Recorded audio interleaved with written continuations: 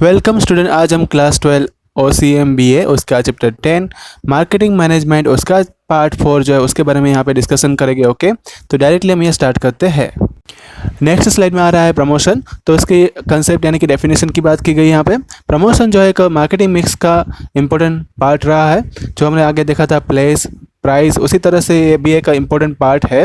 Important function इसलिए है क्योंकि ये इंफॉर्मेशन जो है प्रोडक्ट के बारे में ज़्यादा प्रोवाइड करता है। जो ऑलरेडी कस्टमर हमारे पहले से बने हुए हैं और नए कस्टमर है, मतलब कि पोटेंशियल कस्टमर है और एग्जिस्टिंग कस्टमर है, दोनों का ये इन्फॉर्मेशन प्रोवाइड करता है। इसमें क्या होगा, मतलब कि जो प्रोसेस होगी प्रमोशन की, उसमें क्या होता है, producer try to explain to the existing consumer as well as potential consumer. मतलब कि यहाँ पे प्रोड्यूसर मतलब कंपनी में जो प्रोडक्ट का मैन्युफैक्चरिंग करता होगा वो अपने कस्टमर को अच्छे से समझाएगा और प्रोडक्ट के बारे में अच्छे से जानकारी देगा, जिससे कंज्यूमर को प्रोडक्ट खरीदने से लेके उसमें उसकी गारंटी वारंटी डिटेल जो है उसके बारे में ज़्यादा क्वेश्चन खड़े ना हो। नेक्स्ट पैराग्राफ में देखते हैं तो promotion mix is such a group of tool which provide the information about the product and service to the consumer and persuade them to buy product. मतलब कि प्रमोशन मिक्स जो है एक ऐसा कंपोनेंट है, एक ऐसा टूल है जो प्रोडक्ट के बारे में पूरी इंफॉर्मेशन जो है कंज्यूमर को बताता है, या तो जो सर्विस हो कंज्यूमर ले रहा है उसके बारे में बताता है, और परस्यूड मतलब कि राज़ी करता है, मनाता है कंज्यूमर को, जिससे वो प्रोडक्ट को खरीद ले। प्रमोशन मिक्स में क्या क्या एलिमेंट्स या तो कंपोनेंट आते हैं, तो उसमें एडवर्टाइजमेंट करना पड़ेगा, पर्सनल सेलिंग रहेगी, सेल्स प्रमोशन रहेगा और पब्लिसिटी इसमें आता है। नेक्स्ट स्लाइड में आ रहा है एडवर्टाइजमेंट। तो पहले उसके कंसेप्ट की बात करते हैं। प्रोड्यूसर जो है अलग अलग मीडियम जो है उसमें अपनी प्रोडक्ट का एडवर्टाइजमेंट करता है और सर्विस का भी उसी तरह से एडवर्टाइजमेंट करता है अगर वो सर्विस दे रहा होगा। और इससे हम कह सकते हैं कि most important famous and acceptable tool जो रहा है प्रमोशन का वो है एडवर्टाइजमेंट है। नेक्स्ट उसमें पैराग्राफ आ रहा है एडवर्टाइजमेंट का। तो एडवर्टाइजमेंट क्या है, is a paid form of non personal information of goods service in which advertisers identity is easily traced. मतलब कि एक एडवर्टाइजमेंट उसमें हमें पेड करना पड़ेगा और उसमें से गुड्स और सर्विस की इंफॉर्मेशन जो है बताई जाएगी। इसमें कोई पर्सनल इंफॉर्मेशन नहीं होगी और ये एडवर्टाइज़र की आइडेंटिटी भी इसमें हम ट्रेस कर सकते हैं, मतलब कि जान सकते हैं कि प्रोडक्ट कौन से जगह से बनी हुई है, कितने दिन तक चलने वाली है, उसकी प्राइस क्या होगी, कितने दिनों तक ये चलेगी। Those product which have low demand in market can be promoted with help of advertisement. मतलब कि जो प्रोडक्ट की डिमांड जो है मार्केट में बहुत कम है उसको प्रमोट करके उसकी एडवर्टाइजमेंट करके उनको फिर से डिमांड में ला सकते हैं। Advertising can be done through TV, radio, daily magazines, internet etc। तो इस तरह से बहुत सारे मीडियम है जहाँ से हम अपनी प्रोडक्ट का प्रचार कर सकते हैं। इससे बहुत सारे माध्यम मीडिया जो है न्यूज़पेपर, टीवी, रेडियो से भी हम उसका प्रचार कर सकते हैं। नेक्स्ट स्लाइड में आ रहा है रोल और फंक्शन ऑफ एडवर्टाइजमेंट। तो एडवर्टाइजमेंट में पहला पॉइंट आ रहा है यहाँ पे क्रिएट डिमांड। अगर हम मार्केट में अपने प्रोडक्ट का एडवर्टाइजमेंट मतलब कि ऐड देते हैं तो इंफॉर्मेशन जो है कस्टमर तक या कंज्यूमर तक पहुँचेगी और उसी के थ्रू जो है डिमांड मार्केट में उसकी बढ़ सकती है और कस्टमर जो है हमारे बढ़ सकते हैं। मतलब कि क्रिएट डिमांड्स पहला पॉइंट यहाँ पे फुलफिल होता है। दूसरा पॉइंट है कि benefits of large scale production.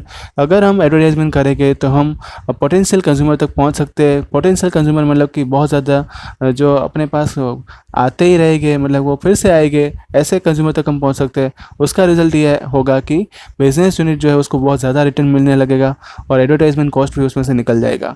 और दूसरी बात है यहाँ पे प्रोडक्ट अवेयरनेस। एडवर्टाइजमेंट करने से, इंफॉर्मेशन देने से ये होता है कि पोटेंशियल यूज़र जो है वो उसको डायरेक्टली इसके बारे में पता चलता है। पोटेंशियल यूज़र उसको जो पहले उसके बारे में कुछ नहीं जानते थे वो उस प्रोडक्ट के बारे में जानेंगे और उस एडवर्टाइजमेंट के थ्रू उनको खरीदने के लिए आएंगे।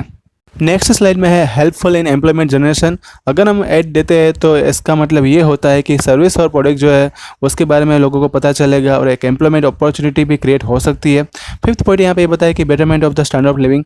एडवर्टाइजमेंट देने से जो है प्रोडक्ट की अच्छी गुड क्वालिटी के बारे में और प्रोडक्ट के और ज़्यादा इंफॉर्मेशन है कंज्यूमर तक पहुँचती है और उसी की वजह से बेटर क्वालिटी जो है प्रोडक्ट की या तो अगर सर्विस की रहेगी तो कंज्यूमर तक ये प्रोडक्ट है वो ज़्यादा पहुंचने लगेगी, मतलब कंज्यूमर उसको ज़्यादा खरीदेगा। और सिक्स पॉइंट इसमें आ रहा है maintenance of quantum of sales.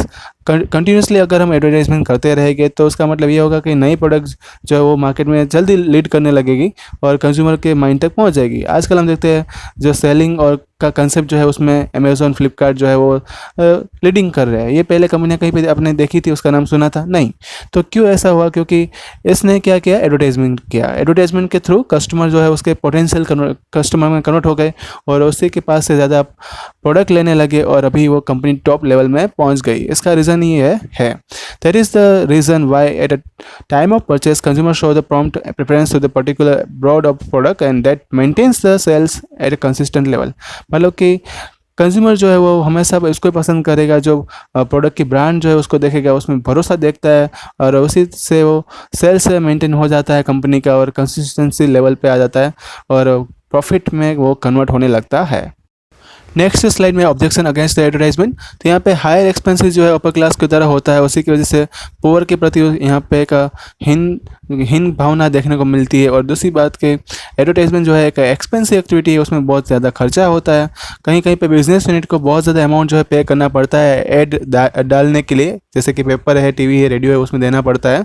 और उसी की वजह से प्रोडक्ट जो है कंपनी का वो ज़्यादा दाम में सेल होता है, क्योंकि कंपनी उसका खर्चा जो है वो प्रोडक्ट जो है उसमें सेलिंग करके निकालती है।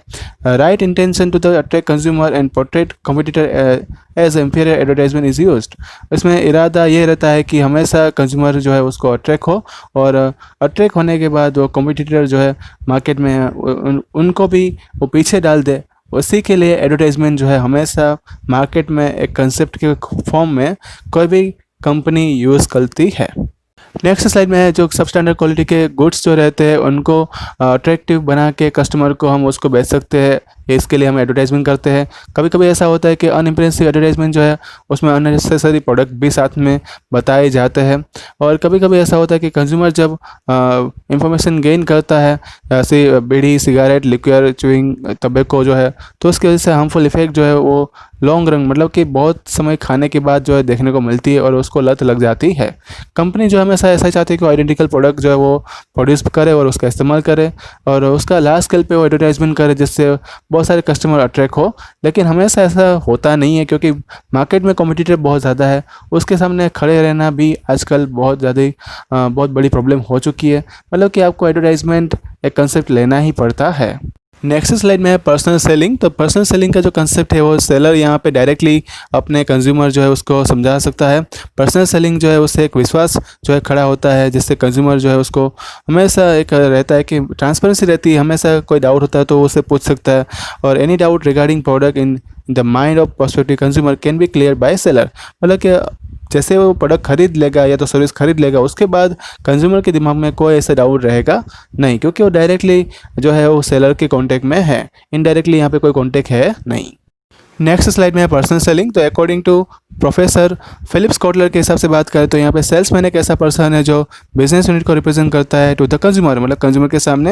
His job is to highlight the nature of product. उनकी जॉब यही रहती है कि वो नेचर जो है प्रोडक्ट का वो हाईलाइट करे, डेमोन्स्ट्रेट द प्रोडक्ट, उसके बारे में पूरा मार्गदर्शन जो है वो दे। और दूसरा है कि explain its usefulness to the consumer and clear the doubts. अगर कोई समस्या है कंज्यूमर को तो उसकी समस्या का सॉल्यूशन भी वो निकाले। Through the personal selling business unit creates the definite types of relationship with consumer. अगर वो पर्सनल सेलिंग यहाँ पे कोई भी बिजनेस यूनिट करता है तो वहाँ पे एक रिलेशनशिप बनती है कंज्यूमर के साथ और वो बनेगी, मतलब प्रॉफिट जो है कंपनी का ज़्यादा बढ़ेगा। नेक्स्ट स्लाइड में है कैरेक्टरिस्टिक्स ऑफ गुड सेल्समैन। तो यहाँ पे गुड सेल्समैन कैसा होना चाहिए उसकी कैरेक्टरिस्टिक्स के बारे में बात करेंगे। तो सेल्समैन जो है स्मार्ट, इंटरेक्टिव और फिजिकली फिट होना चाहिए। उसकी कम्युनिकेशन स्किल जो है अच्छी होनी चाहिए। इंटेलिजेंट एंड एफिशिएंट भी वो होना चाहिए। अब उसकी मेन इंपॉर्टेंट क्वालिटी जो है यहाँ पे बताई गई है कि सेल्समैन के अंदर ये तो होना ही चाहिए, वो बात होती है उसकी बातचीत करने का तरीका, मतलब कि पोटेंशियल कंज्यूमर जो है उसके सामने किस स्टाइल से वो प्रोडक्ट को प्रेजेंट करता है वो एक मेन चीज़ रहती है। और कन्विंस कर पाता है कि नहीं कर पाता है वो भी उसकी एबिलिटी है या नहीं है वो भी देखा जाता है। सेल्समैन जो है उसके पास प्रोडक्ट के बारे में जितनी भी इंफॉर्मेशन नेसेसरी होती है वो सभी इंफॉर्मेशन वो जानता हुआ होना चाहिए। और जब भी वो प्रोडक्ट को कस्टमर के सामने प्रेजेंट करने जाता है उसके पहले उसको ये सब बातें पता होनी चाहिए। नेक्स्ट स्लाइड में honesty can be said to be essential quality in the salesman, मतलब कि उसमें प्रामाणिकता होनी चाहिए, वो ईमानदार होना चाहिए। सेल्समैन जो है ऑनेस्ट होना चाहिए और should be having a good character, उसके कैरेक्टर्स भी अच्छे होने चाहिए। सिंसियर होना चाहिए, वर्क में हमेशा रेगुलर होना चाहिए। सेल्समैन जो है वो एक रिप्रेजेंटेटिव होता है कंपनी का, तो हम कह सकते हैं कि वो पोलाइट होना चाहिए। उसकी कम्युनिकेशन स्किल ऐसी होनी चाहिए जैसे मतलब उसमें नम्रता दिखाई दे। क्योंकि दूसरी बात यह है कि कंपनी की जो अच्छी इमेज है वो भी उसके बिहेवियर के ऊपर ही डिपेंड करती है। सातवीं कैरेक्टरिस्टिक सेल्समैन की यहाँ पे ये बताई गई है कि वो एंथुसियास्टिक होना चाहिए, मतलब उत्सुक होना चाहिए, डिसिप्लिन वाला होना चाहिए और एम्बिशियस भी होना चाहिए, मतलब कि महत्वाकांक्षी भी होना चाहिए। तो ये था आपका पार्ट 4। पार्ट 5 है, जल्दी आपको नोटिफाई किया जाएगा, व्हाट्सएप पर आपको होमवर्क सेंड कर दिया जाएगा। अगर आपको कोई डाउट है तो मुझे यहाँ पे कमेंट बॉक्स में लिख कर बता सकते हैं। रिवाइज करते रहना। Thank you all.